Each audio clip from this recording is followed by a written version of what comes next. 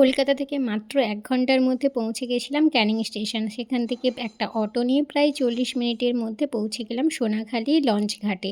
তো এখানে আমাদের জন্যে লঞ্চ দাঁড়িয়ে আছে কারণ প্রত্যেকে চলে এসছে।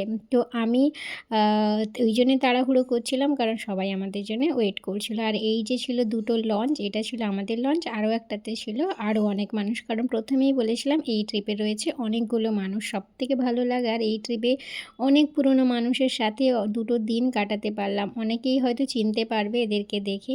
একটা সময় ছিল আমরা স্কুলে পড়তাম, টিউশন পড়তাম, যাদের সাথে ২৪ টা ঘন্টা সকাল বিকাল আমাদের দেখা হতো।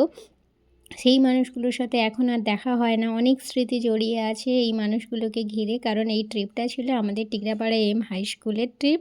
যেখানে অনেক টিচাররা রয়েছে, পুরনো সবাই রয়েছে। অনেকের সাথে দেখা হলো, মা-বাবা রয়েছে। সবার সাথে গল্প, অনেকটা সময় কাটানো হলো। আরেকটা লঞ্চ ওই পাশে দাঁড়িয়ে আছে যেখানে অনেকজন স্টুডেন্ট রয়েছে। আর এখানে প্রায় ফ্যামিলি মেম্বার বেশি ছিল। তো এখানে আমাদের চলছে এখন ব্রেকফাস্টের আয়োজন। এখানে রয়েছিল লুচি, তরকারি, মোয়া আর সেইটাই সার্ভ করছে সবাইকে। তারপর শুরু হবে ট্রিপটা।